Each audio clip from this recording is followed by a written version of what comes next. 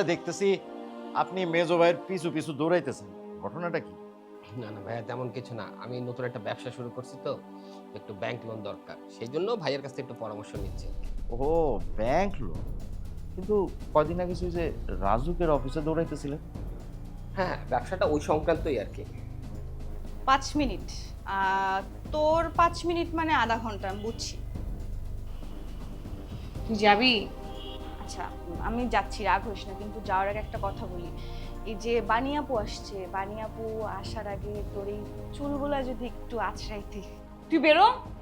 শোনো, এই পারু যদি রান্নাঘরে আসতো না, কোনো কাজ বাকি থাকতো না, সব শেষ করে ফেলতো। ওগুলো সিনেমায় হয়।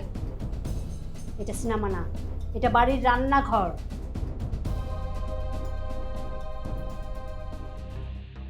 এখানে ড্রয়িং রুম, যেখানে আমাদের চাচি যুদ্ধ পরিচালনা করে।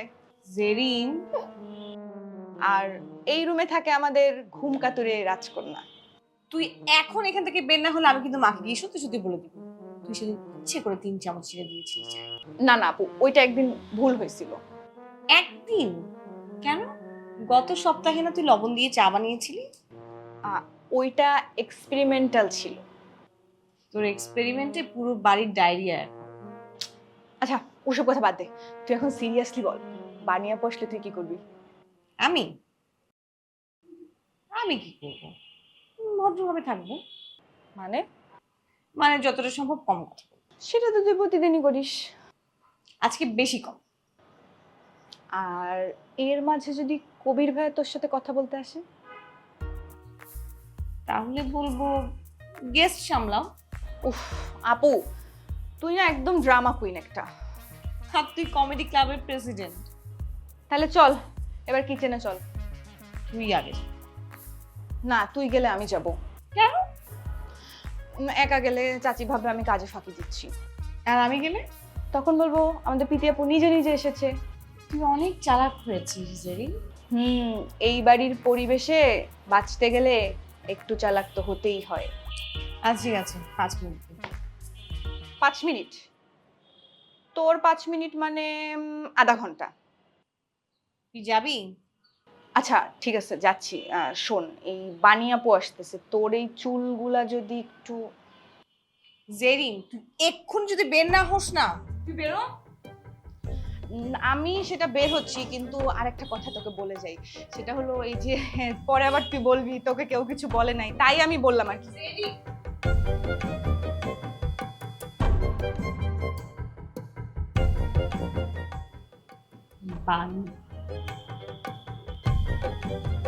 আসুক, দেখি কত বড় গেস্ট।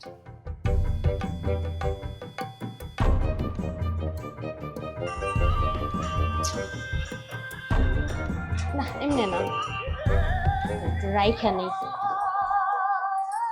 পারু, জি জি জি, কোনো কাজই তো করো নাই। করতেছি, এক্ষুনি করতেছি। ডালগুলোও ধো নাই? কি করতেছিলে এতক্ষণ? একটু গান শুনতেছিলাম, গান? কাম করার ফিল আনতেছিলাম। তোমার ফিল আনতে আনতে তো কাজই করা হইলো না। এখনই করতেছি তো। আমি তো ভাবছিলাম এতক্ষণে তুমি সব কাজ শেষ করে ফেলবা। আমি একটু স্লো আর্টিস্ট। রান্নাঘরে আর্টিস্ট না, কাজের মানুষ লাগে। আমি কাজও করি, আর্টও করি। আগে ডালটা বাছো। আচ্ছা, বাঁচতেছি। আর শোনো, মোবাইলটা এখন একটু রাখো। গানটা শেষ হইতে দেন। গান শেষ হলে তো আবার আরেকটা শুরু হবে। ওইটাও ঠিক। পারো, আমি কিন্তু সিরিয়াস। আচ্ছা আচ্ছা, এখনই করতেছি। দেখো, আমি চাইলে তোমারে কিছুই করতে বলতাম না, তাই নাকি? কিন্তু এত কাজ একা সামলানো মুশকিল। বুঝতেছি। তাই যদি একটু হেল্প করো তাহলে মন্দটা কি? ঠিক আছে, কিন্তু আমার স্টাইলে। ঠিক আছে, তোমার স্টাইল থাক, কিন্তু কাজগুলো সব করো। আচ্ছা আচ্ছা, দেবদাসের পারো ডাল বাজতেছে। শোনো, দেবদাসের পারু যদি রান্নাঘরে আসতো না, কোনো কাজই থাকতো না, সব শেষ করে ফেলতো। ওগুলো সিনেমাতেই হয়। এটা সিনেমা না, এটা বাড়ির রান্নাঘর। তবে সিনেমা হলে খারাপ কি? সিনেমা করো যাই করো, ডালটা বেছে ধুয়ে আগে বসাও, আমি আসতেছি। ডালতে ধুয়ে গেছো। আমি তো আমার দেবদাসের গানই শুনবো। দেবদাস ও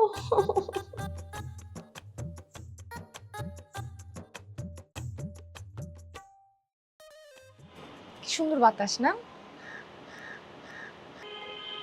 এই সাব্বির, বাসায় কি হয়েছে রে? কি হয়েছে আবার? আর এমন ভাবে বলতেছিস যেন বাসা বিপ্লব হয়ে গেছে। বিপ্লব না রে, রিহার্সাল। মাকে দেখলাম, তোর মাকে দেখলাম নিজ হাতে পুরা বাসা ক্লিন করে একদম একাকার অবস্থা। ও আচ্ছা। ও আচ্ছা মানে কবির ভাইরে বাজারে পাঠাইছে মাছ মাংস ফল, মানে পুরো বিয়ে বাড়ির আয়োজন। হ্যাঁ ওই তো বাসায় গেস্ট আসবে তো তাই। গেস্ট? তোর বড় চাচা না অসুস্থ, এই সময় গেস্ট আসবে? আরে ওই কবির ভাইয়ের বান্ধবী বানি, উনি আসতেছে। পানি? বাহ, নামটা তো বেশ মিষ্টি। আরে তুই এমন করে কেন বলতেছিস? না, ভাবতেছি আর কি, তোর মা এত ফুরফুরা মুডে। তুই আবার শুরু করলি। আমি শুরু করলাম? সকালে নাস্তা চাইলাম, দিতে পারলো না। আরে পারুটা তো ফাঁকিবাজ। ওমা, পারো ফাঁকিবাজ? হ্যাঁ অবশ্যই ফাঁকিবাজ। মা ওকে বলছে কাজ করতে আর ও শুধু ফোনে ব্যস্ত থাকে। আমি নিজের চোখে দেখছি তোর মা ওকে এক কাজ থেকে আরেক কাজে পাঠায়। ড্রয়িং রুম, বারান্দা, কিচেন সব জায়গা সামলাতে সামলাতে মেয়েটা দম নিতে পারে না। তুই ওকে খুব সাপোর্ট দিস তাই না? হ্যাঁ, কারণ ওকে আমি আনছি। সেইটাই তো সমস্যা। কি সমস্যা? তুই বাড়ির কাউকে কিছু না জানিয়ে ওকে বাসায় নিয়ে চলে আসলি। আচ্ছা, তোর মাকে জিজ্ঞেস করলে ওকে আনতে দিত? অন্তত একবার বলে তো দেখতে পারতি।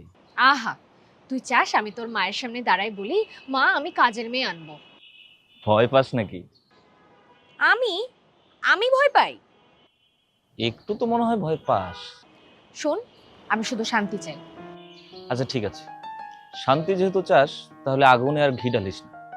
আগুনে ঘি ঢালছে কে, আমি নাকি তোর মা? আবার মাকে কেন টানলি? কারণ সকালে নাস্তা না পেয়ে আমি নিজের হাতে চা বানাইছি। তুই চা বানাইছিস? হ্যাঁ, অবাক হচ্ছিস? হ্যাঁ একটু তো হচ্ছে। সাব্বির, আরে না রাগ করিস না, রাগ করিস না বললাম তো। দেখ আমার এখানে একটু মানায় নিতে সময় লাগবে। কেবল তো নতুন আসছি, আর তার উপরে তোর মার সাথে আমার খটমট লেগেই আছে। হ্যাঁ সেটা তো বুঝতে পারছি। দেখ মিথিলা, তুই যদি একটু নরম হোস তাহলে কিন্তু। আমি নরম হব? মানে আমাকেই কেন নরম হইতে হবে? না মানে আমি বলতে চাচ্ছিলাম যে। তোর মা আমাকে শুনে শুনে সকালে বলতেছে বাসায় গেস্ট আসবে, সবকিছু যেন ঝকঝকে তকতকে করে রাখি, মনে হলো যেন আমিই নোংরা করি। আরে মা তো এমনই, গেস্ট আসলেই ওভার এক্সাইটেড হয়ে যায়। হ্যাঁ, তার উপর আবার স্পেশাল গেস্ট, কবির ভাইয়ের বান্ধবী। আরে বান্ধবী না, কবির ভাইয়ের বন্ধু। বন্ধু? দেখ তুই আবার সন্দেহ শুরু করিস না। দেখ আমি সন্দেহ করতেছি না, আমি জাস্ট বলতেছি যে তোর বড় চাচা অসুস্থ, এই সময় এত আধিক্যতা কেমন লাগে দেখতে? দেখ আসলে বাড়ির সবাই পরিবেশটা একটু বদলাতে চায়। হ্যাঁ, পরিবেশ বদলাইতে গিয়ে পারুকে শেষ করে ফেলবে কাজ করাইতে করাইতে। দেখ পারো এত নরম না। তুই কিভাবে জানলি? আমি জানি, গতকালকে দেখলাম যে বাসন মাজতে মাজতে গান গাইতেছি। শোন, গান গাইতে গাইতে কাজ করলে কাজ কমে যায় না। তুই পারুকে খুব আপন করে ফেলছিস না? হ্যাঁ, কারণ পারু আমার মানুষ। আচ্ছা, আর আমি তোর মানুষ না? তুই তুই তো মাঝে মধ্যেই তোর মায়ের মানুষ হয়ে যাস। আরে বাবা, আমি তো মাঝখানে স্যান্ডউইচ। তাহলে ঠিক মতো সাপোর্ট দে, কি সাপোর্ট চাস বল? পাশে থাক। আমি তো তোর পাশেই আছি। পাশেই আসিস, খালি মায়ের বেলায় কিছু বলতে পারিস না। কারণ তোরা দুইজন একসাথে কথা বললে আমার আর কথা বলার জায়গা থাকে না। সত্যি? একদম একদম সত্যি কথা। কারণ তোরা দুইজন ডিবেট শুরু করলে আমি হয়ে যাই রেফারি। ঠিক আছে, তাহলে আজকে গেস্ট আসলে কি করবি? আজকে গেস্ট আসলে আমি একজন ভদ্র জামাই হয়ে চুপচাপ বসে থাকবো। ও বাবা, তুই জামাই হয়ে থাকবি? তুই না এই বাড়ির ছেলে। আরে এটাই তো সমস্যা, ছেলে হলে তো বাসার অনেক কাজ করতে হয়, জামাই হয়ে চুপচাপ বসে থাকবো। কবির ভাই তো বাজারে গেছে। হ্যাঁ মা বলছে তো তাই গেছে। তোকে কেন পাঠাইলো না? কারণ আমি নাকি টমেটো আর আপেল আলাদা করতে পারি না। সেটা তো সত্যি। দেখ তুইও কিন্তু আমাকে বিশ্বাস করতেছিস না। শোন, আমি তোকে ভালোবাসি, তাই ভয়ে তোকে পাঠাই না। হঠাৎ ভালোবাসার কথা বললি, রাগ কি কমে গেছে? একটু। তাহলে এখন চল নিচে যাই। না, আমি এখনই যাব না। তোর মা দেখলেই বলবে সব কাজ বাজ বাদ দিয়ে ছাদে গিয়ে ঘুরে বেড়াইতেছে। আমি মাকে বলবো যে আমি আমার বউকে রোদ দেখাচ্ছি। ওরে বাবা, কি রোমান্টিক। মাঝে মাঝে একটু রোমান্টিক হতে হয়। শোন সাব্বির, আমি চাই না তোর মা ভাবুক যে আমি এই বাসার বিরুদ্ধে। দেখ, মাও কিন্তু চায় যে তুই সবকিছু মানিয়ে নি। তাহলে আমাকে একটু সময় দিক। অবশ্যই দিবে। আর পারুকে নিয়ে কিছু বললে আগে আমাকে বলবে। ওকে, ঠিক আছে। তাইলে তুই সবসময় আমার পাশে থাকবি? অবশ্যই, সব সময় থাকবে। কথা দিতেছিস? হ্যাঁ, কথা দিলাম। তাহলে আজকে গেস্ট আসলে তুই আর আমি সবসময় একসাথে থাকবো, একসাথে বসবো। ওকে, তাহলে এখন নিচে চল, নাহলে সত্যি সত্যি বাসায় তুলকালাম বাঁধবে। চল। আগে আমার হাতটা ধর। কেউ দেখে ফেললে? দেখে ফেললে বলবো যে আজকে আমাদের বাড়ির শান্তি কমিটির মিটিং চলছে। চল।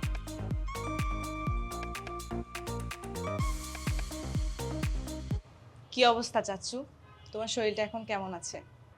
বেশ ভালো লাগছে রে, এতদিন পরে বাসায় ফিরে নিজের বিছানায় কি যে শান্তি। এতদিন আমরা সবাই অনেক চিন্তায় ছিলাম চাচ্চু। তোমাকে সুস্থ হয়ে বাসায় ফিরতে দেখে সবার বুকের ভিতরটা একটু হালকা হয়েছে। আল্লাহর রহমত, প্রথম কেমোটা ঠিকঠাক মতো হয়েছে, এখন একটু বিশ্রাম নিলেই হয়ে যাবে। তা বলতো, বাসার অবস্থা কেমন? সব ঠিকঠাক তো? তোমার প্রথম কেমোটা ভালোভাবে হয়েছে, তুমি আলহামদুলিল্লাহ সুস্থভাবে বাসায় ফিরে এসেছো। এখন বাসার পরিবেশটা আগের চেয়ে অনেক ভালো। তা ভালোই তো, তার মানে বাসার পরিবেশটা একটু শান্ত হয়েছে তাহলে। হ্যাঁ চাচ্চু, এখন আর আগের মতো টেনশন নেই। বাড়ির সবাই স্বাভাবিকভাবে চলাফেরা করছে, কথা বলছে। শুনে বেশ ভালো লাগলো। আর কোনো খবর আছে রে? হ্যাঁ চাচ্চু, এর মধ্যে একটা দারুণ খুশির খবর আছে। খুশির খবর? হ্যাঁ, বানি আপু আসবে। ও, বানি? হ্যাঁ, বানি আপু আসবে। মেয়েটা কিন্তু খুব ভালো, লক্ষ্মী। ওকে আমি হাসপাতালে দেখেছি, খুব ভালো মেয়েটা। কবিরের সাথে খুব খাটাখাটনি করেছে, একবার নার্সের কাছে দৌড়ায়, তারপর ডাক্তারের কাছে দৌড়ায়, আবার ওষুধ আনতে যায়। খুব ভালো মেয়েটা। আমারও তাকে বেশ ভালো লেগেছে। খুব ভদ্র আর অমায়িক। আমাদের এইরকম ক্রাইসিসে ও যেভাবে আমাদের পাশে দাঁড়ালো, এরকমটা অনেকেই পারে না। ঠিক বলেছো, কালকে তো সে আসার পরে চাচি তাকে রাতে খেতে বলেছিল। তাই নাকি? তারপর? কিন্তু সে খায়নি। সে বলেছে আজ আবার আসবে, তখন একসাথে খাবে। তাই নাকি? হ্যাঁ, আর এই নিয়ে চাচি দারুণ এক্সাইটেড হয়ে আছে। এক্সাইটেড মানে? সকাল থেকেই রান্না বান্না নিয়ে খুব ব্যস্ত। কি রান্না করবে, কিভাবে করবে, এইসব নিয়েই আছে। তোর চাচি এমনই, অতিথি এলে তার আর আনন্দের সীমা থাকে না। শুধু রান্না বান্না না, ঘর দোয়ার গুছাচ্ছে। আর এই ফাঁকে আমাকে দিয়েও বেশ কিছু কাজ করিয়ে নিয়েছে। বাহ, ভালোই তো। তোর উপরেও তাহলে কিছুটা গেছে। হ্যাঁ, তা তো একটু গেছে, তবে আমারও খারাপ লাগেনি, কারণ বাসার সবাই এখন একটু ভালো মুডে আছে। সেটা ভালো রে মা, এই সময়ে বাসার পরিবেশটা একটু শান্ত থাকা দরকার। হ্যাঁ চাচ্চু, এখন সবাই একটু স্বস্তিতে আছে। তা তোর পড়ালেখা কেমন চলছে? এসবের মধ্যে তোর কোনো সমস্যা হচ্ছে না তো? না চাচ্চু, তেমন কোনো সমস্যা হচ্ছে না। আর ঠিকঠাক পড়তে পারছিস তো? হ্যাঁ পারছি, আমি চেষ্টা করছি সময় মতো পড়াশোনাগুলো চালিয়ে যাওয়ার। খুব ভালো। এইসব ঝামেলার মধ্যে পড়াশোনাটা চালিয়ে যাওয়াটা খুব দরকার। সেটা আমি বুঝি চাচ্চু। কোনো সমস্যা হলে তোর বাবা মাকে বলবি বা টিচারদের সাথে কনসাল্ট করবি। পড়াশোনাটা চালিয়ে যাওয়াটা খুব জরুরি। হ্যাঁ চাচ্চু, আমি সেভাবেই সব করছি। তোকে কিন্তু মন দিয়ে পড়তে হবে। পড়ছি তো চাচ্চু। তোর পরীক্ষার আর কতদিন যেন বাকি? খুব বেশি দিন বাকি নেই চাচ্চু, তাই আমি একটু একটু করে সব গুছিয়ে নিচ্ছি। খুব ভালো, তুই যদি মন দিয়ে এগিয়ে যাস খুব ভালো করবি। তোমার দোয়া থাকলে অবশ্যই পারবো। আমার দোয়া তো সব সময়ই আছে। তুমি শুধু এবার তাড়াতাড়ি সুস্থ হয়ে যাও চাচ্চু। হ্যাঁ, তোদের মুখের দিকে তাকালে মনে হয় আমাকে সুস্থ হতেই হবে। আমরা সবাই তোমার পাশে আছি। তারপর শুয়ে থাকতে থাকতে তোমার কেমন লাগছে তাই বলো। ভালো লাগছে না, মনে হয় একটু হাঁটি।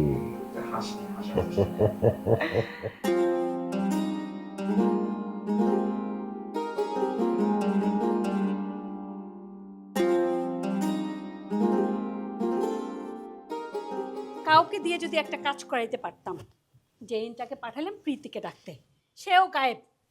আর পারু মেয়েটা এত ফাঁকিবাজ, সব কাজ আমাকে একা সামলাইতে হয়। রান্নাঘর, ঘর, বেডরুম সব কাউরে দিয়েই কোনো একটা কাজে পাই না। আর কত করব একা একা। এই দাঁড়া, এই কোথায় গেছিলি তোরা? হ্যাঁ, ঘরের মধ্যে তো দরজা লাগায় থাকিস, আর ছাদে কি হাওয়া খাইতে যাস? লজ্জা করে না তোদের? এই যে ঘরের মধ্যে হাত ধরাধরি করে হাঁটিস, নির্লজ্জ কোথাকার। দেখছিস, আমি তোকে বলছিলাম না এত তাড়াতাড়ি ছাদ থেকে নামার দরকার নাই, কারণ তোর মা দেখলেই রাগারাগি শুরু করবে। এখন দে তোর মার কথা জবাব দে। না, তোমার তো রোমান্টিক হয়ে ছাদে ঘুরতে হবে, বউয়ের হাত ধরতে হবে, বউকে ছাদে রোদ দেখাইতে হবে। এখন দে, উত্তর দে। খালি ঘরের মধ্যে বউকে নিয়ে ব্যস্ত থাকলেই চলবে? সংসার ধর্ম করতে হবে না?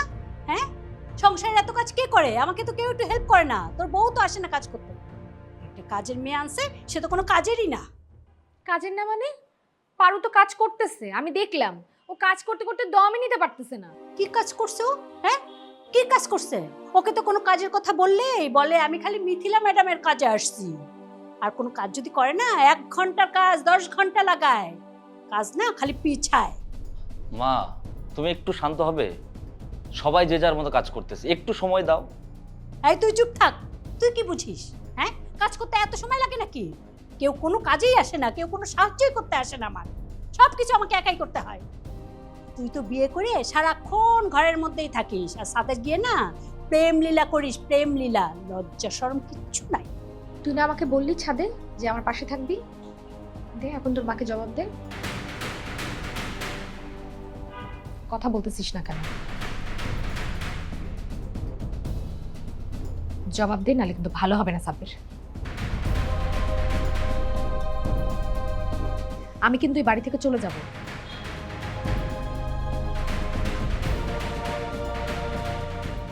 ও, তুই তাহলে কিছুই বলবি না? ঠিক আছে, আমি চলে যাব। তুই চলে যা না।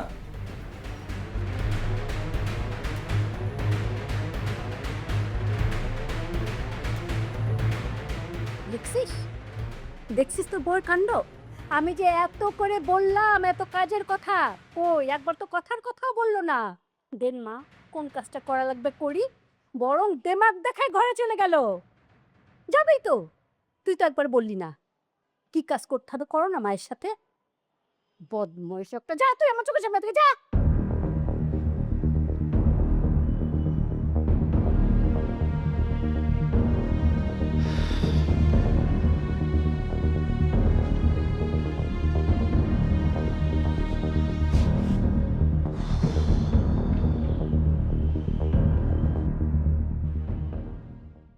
নার্ভাস?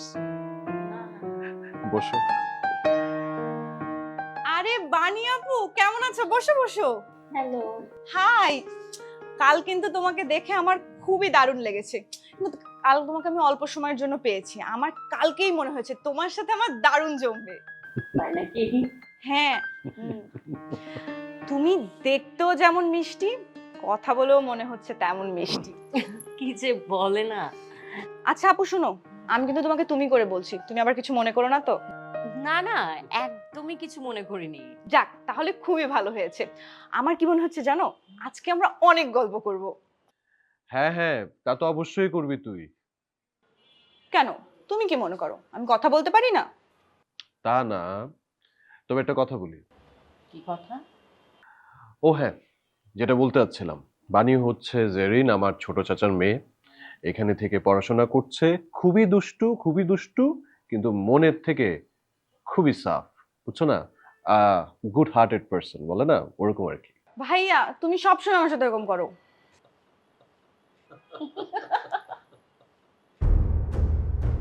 আরে আমি তো সত্যিটাই বললাম। আচ্ছা, আমি তোর ব্যাপারে খারাপ কিছু বলছি বল? আমি তো কমপ্লিমেন্টই করছি নাকি?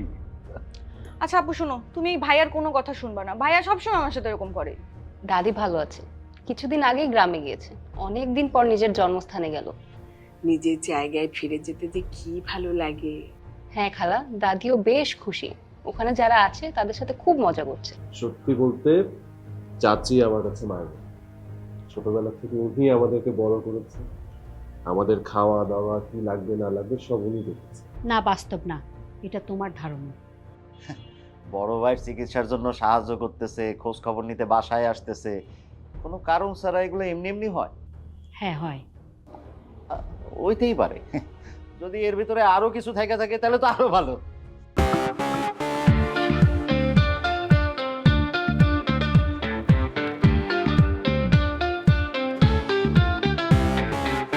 চোরাস্রোতে ভাসি, বালির ঘর বাঁধি, স্বপ্নের ফেরিওয়ালাটা দিয়ে যায়, জীবনে কুয়াশা ধোয়াটে পথ, আলো আধারের সাথে খেলা চলেই যায়।